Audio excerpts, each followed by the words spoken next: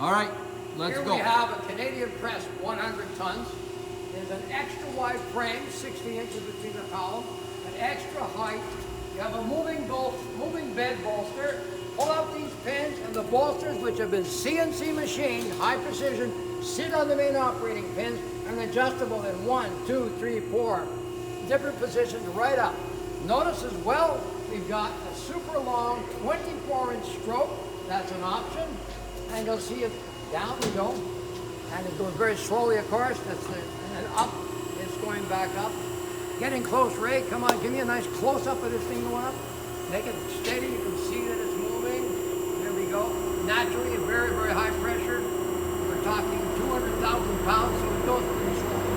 The pressure is variable, the stroke is variable, and the tonnage is variable, okay? Up above, you'll notice we have our beautiful Canadian Press logo, and these presses, they don't actually press the E out, but it's a good logo. It shows you where to buy it, machinecode.ca from Canadian Press.